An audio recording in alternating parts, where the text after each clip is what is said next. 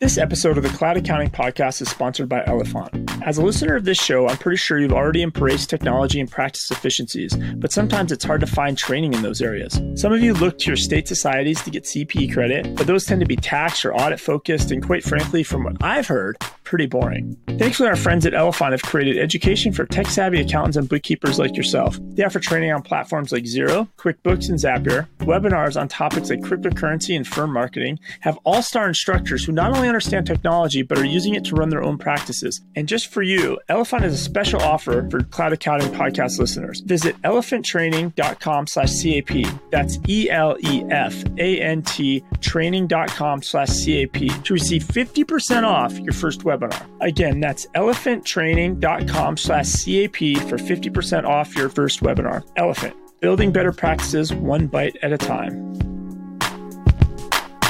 Welcome to the Cloud Accounting Podcast, a show for accountants and bookkeepers using cloud technology to make their jobs more strategic and impactful. I'm Blake Oliver. And I'm David Leary. Blake, how's it been? I feel like I went on vacation for a couple days, but it feels like it's been forever. It has magically become fall here in Los Angeles. It is cooling down. I can ride my bike. I'm not sweating. This is why we live in LA. It's amazing.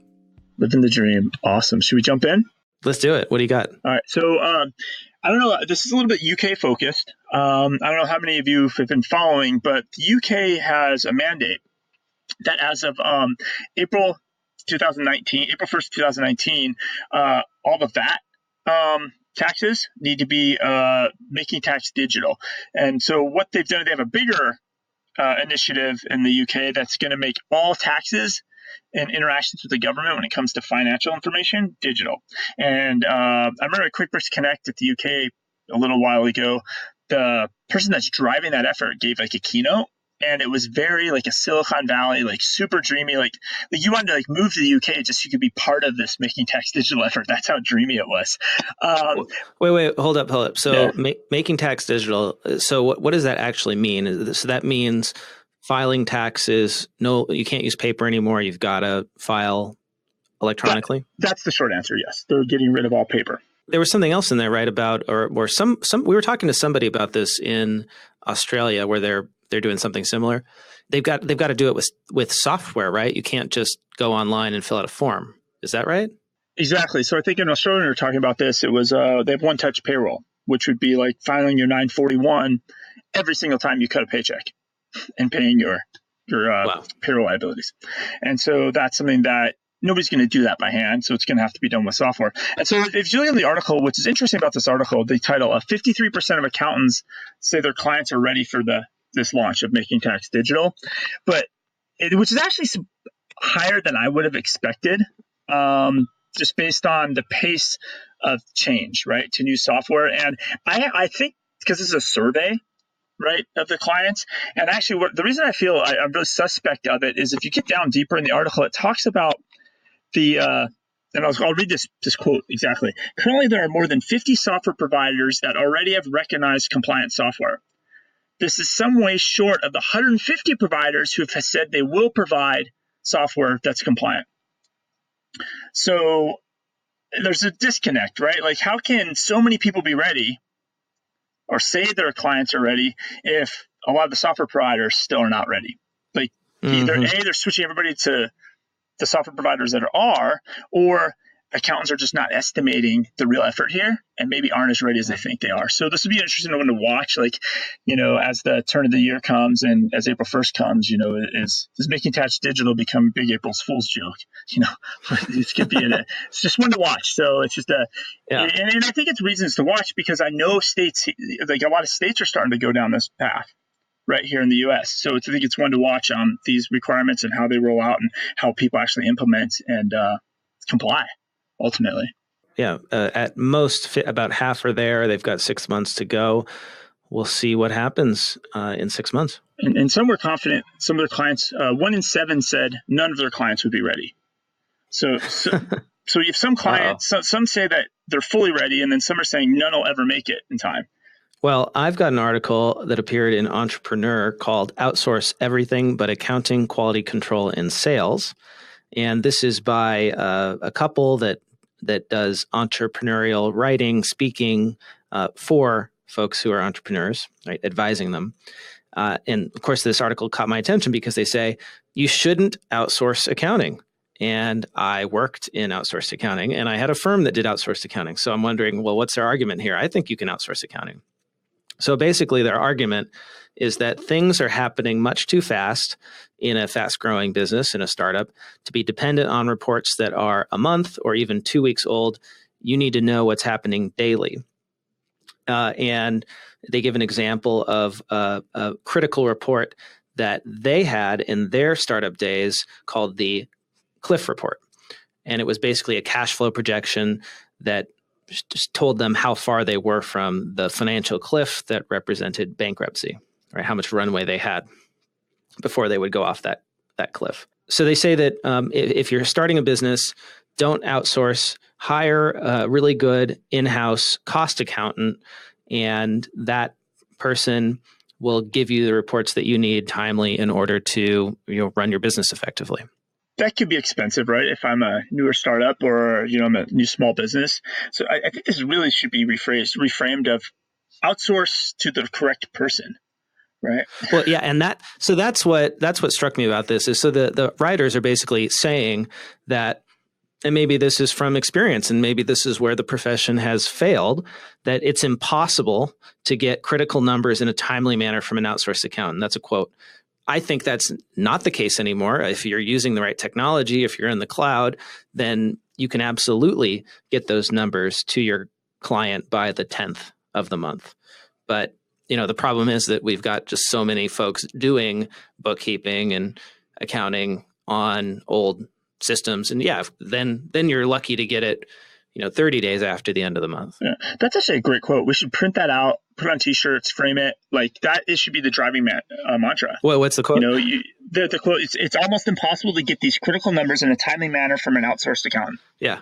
Basically, if you're not working at your firm to make your firm debunk that statement, what are you doing? Yeah. Right? Because that's horrible impression of our space. And I would love to hear from our listeners, if you are running an outsourced department, outsourced accounting team, what is your target for getting the numbers out to all of your clients? Is it the 15th of the month? Is it the 10th? Is it the 5th?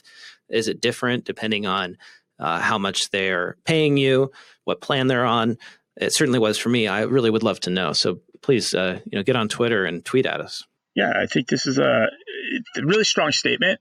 What about the rest of it? They talk about quality control and sales.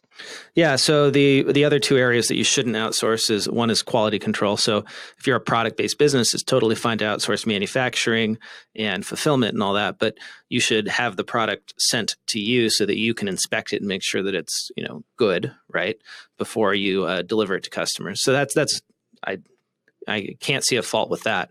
And then of course sales, right? You're never going to be able to hire somebody on a contract basis to do sales for you nearly as well as you will be because you're passionate about the product, hopefully, if you started a business. This is a problem that a lot of accountants face, is they go out into business for themselves and they say, I don't want to do sales. And then they try to hire somebody else to do it, or they try to contract it out, and it just never works. You've got to really believe in it enough to go out and make your own sales. And learn that skill, right? That part, that skill set is part of your inventory. Yeah, that was the number one thing that I learned when I had my own firm, was how to sell, how to talk to business owners. Totally worth it, but also horribly painful for many years until I kind of figured out what I was doing. No, this is a good article. And I think you're right. If people can read this article and have takeaways for their own firm, with the exception of the outsourcing your accounting. I guess if you have your own firm, maybe you should still do that for your own firm. But I've actually talked to people in our space who have their own firm, and they actually don't like doing their own books, and they have somebody else do their books for them. Which I find that's pretty fun. Yeah. It's what's the shoemaker's kids, right? And their shoes, that phenomenon. Yeah, I'm about 6 months behind on my own books. I'm doing that too. But hey, let's not get stuck on this. You've got a great, interesting article on security. Yeah, so this just came out this morning. The FBI warns hackers are exploiting remote desktop protocol, so RDP. And so I think this could be another article filed under the quit trying to do pseudo cloud, right? like if you want remote, you need your clients remote, you probably should move to SaaS, right? You need to move to online accounting systems, use SaaS cloud-based apps, and kind of move on away from these older protocols. So they said these attacks have been increasing since 2016, and they do have some list on. Actually, before we do that, just to work backwards, remote desktop protocol. Do you want to define that from your terms? Yeah, well, so I haven't used it all that much myself, but I did when, that was the only way I could access a computer at work. So this is the program in Windows, remote desktop protocol, which you load that up on like your laptop, and you can remote into that desktop computer at the office, right? You just put in your username and password and you get in, right? Yeah, and it's super convenient, right? You could set that up on your client. You just from your home or your office, you could just get in there and control. It's like having a long keyboard and mouse, and you can control your client's computer. Well, the problem is, in order to do that, you're kind of leaving a door open, right? And hopefully only somebody with the right key can open that door. But if your passwords are weak, people can just get in, and then there's full control of that computer. Well, and that's the problem, right? Because it uses your username and password that you use to log into the computer. And a lot of people make that really easy because they don't want to have to remember a big, long password. If you're using password 1234 as your login, or like your company name as your login or something, it's pretty easy for a hacker to run a brute force program that cracks that password, right? Yeah. And then the FBI goes on in the article to talk about, apparently there's different kinds of ransomware, and they talk about that. I think it's just, for most people, hey, it's ransomware, right? So they're just getting some details on that, but it does have some ways to protect yourself. It's a lot of things we've talked about here, right? I don't like to say, like, to folks that are comfortable using remote desktop and they're not ready to move to a completely cloud environment, like, there are some better alternatives that will still give you what you want with better security, like a hosting solution where you use a virtual desktop that you remote into. They can prevent these kind of attacks because their servers, a great example is like Abacus Next, for instance, right? Their servers are monitoring for attacks. And if somebody keeps trying to log in and they're just trying to brute force by trying different password combinations, they'll get locked out, right? So that company is monitoring security in a way that your PC at the office is not set up to do. Yeah, in a way, like, why does Windows just have this built in? Like, after 10 password tries, it's disabled, right? Somebody has to manually re-enable it on the physical machine. I don't know. Because then everybody would be calling Microsoft saying, why am I locked out of my computer? Yeah, exactly. And then a lot of this is use two-factor authentication, strong passwords. It's the typical stuff we talk about, it feels like every week on here. Have a good, reliable backup strategy. And then, there's some logging mechanisms where you can keep track of who's logged in and where, and you probably should enable those so you can review those logs. Yeah, you use a password manager, right? I mean, that's such an easy way to improve the quality of your passwords. Like, if you're using easy passwords because you have a hard time remembering them, sign up for LastPass, and then auto-generate really complex long passwords that are 12 characters or more that are random, and then you just have to copy paste those from LastPass whenever you log in. That is such a simple way to increase your security just dramatically and get your whole team doing that. Oh, totally agree. You got another one? Yeah, so this is from Accounting Fly, my favorite site for people looking for remote accounting work on their blog. This article is called 6 Things Your Remote Accountant Policy Should Include, but Probably Doesn't. So let's go through the list, shall we? Okay. Number 1, restrict work to VPN/remote desktop on approved hardware. Oh, hey, that's what we were just talking about. So the idea is you don't want your remote accountants using their own laptops, which may include software that has been compromised, to log in to your apps. So you provide them with a computer and only allow them to log into those cloud apps on that computer. Yep. Number 2, unify remote access via a single client portal. So for instance, here at Flowcast, we use an app called Okta, which is a single sign-on application.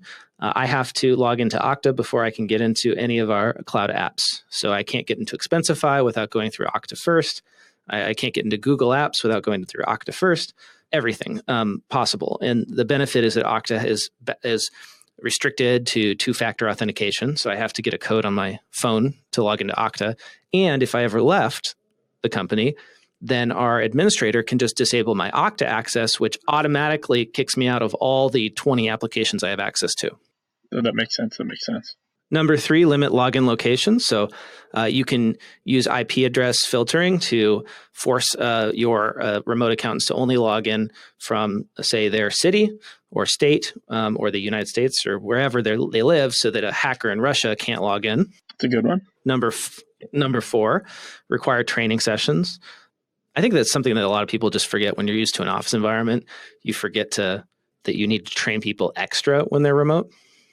Number 5, ensure expectations are communicated upfront and regularly evaluated. Number 6, leave room for flexibility and updates. So a good example of that is, if your team, your remote team, is using Slack for team chat, then the question is, how often do they need to be on it? How frequently throughout the day? If that's like how you're tracking presence, basically them sitting at their desk, you should define that, right? Say how long they need to be there. So those are the 6 tips for building out your remote accountant policy. And I'll put that link in the show notes. I think it's really, really well done. But they have the best tip at the end, which is like, worry about this less just by recruiting and hiring the best remote accountants. People have done it before, right? Well, but that's hard because not a lot of accountants have actually worked remote. So it's a chicken and egg problem, right? If you want to recruit accountants that are, working in industry now and are sitting in a cubicle somewhere, you're going to have to do a lot of upfront training to get them comfortable with working remote. Yes, it's definitely a new paradigm. So, that's why probably the best thing to do to start if you're building out a remote company is to just recruit people regionally, so that if necessary, they can drive an hour or two and sit in person with you for at least a couple of weeks, and then go remote. Right. Yeah. Whereas if you hire somebody clear across the country, it's going to be really hard to train them unless you've done it before that way. Got it. And I have an article just a cousin article about this. We can just put it in the show notes. We don't have to discuss it. But it's 3 legal and liability tips freelance remote accountants must consider.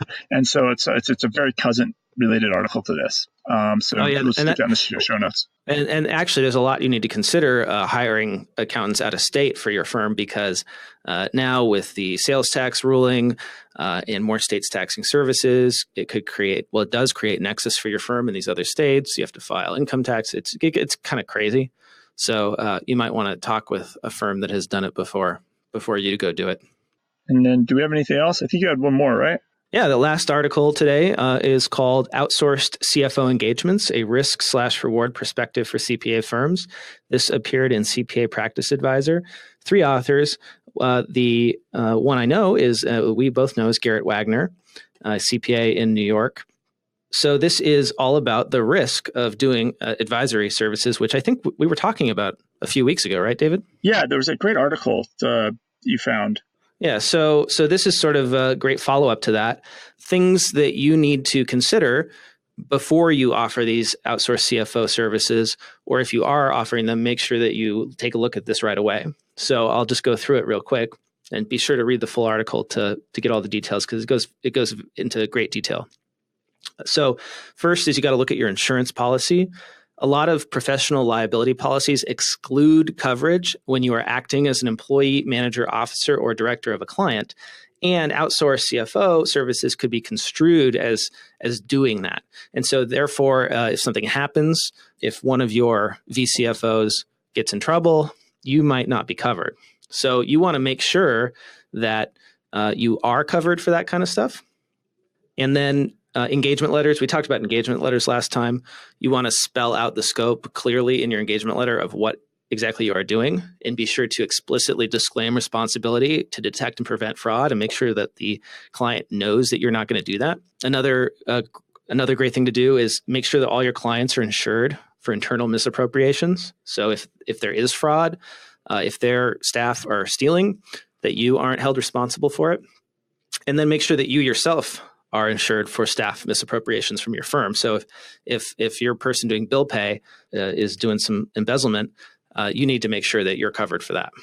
And then lastly, definitely make sure that you aren't engaged to do any audit or review, because VCFO will impact your independence, and you can't do both those things. So you may have to make some tough choices.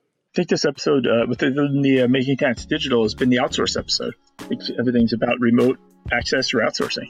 Oh, that's true. We didn't plan this, but it became a theme. Yes. Cool. So, Blake, I think that's it. So if people want to communicate with you, give us feedback, want to give us an article we should discuss on the show, what's the best way to reach you? Tweet at me. I'm at Blake T. Oliver. And how about you, David? You can tweet at me at David Leary. David, it was great talking. I'll see you next week. Yeah, see you next week. Bye, everybody.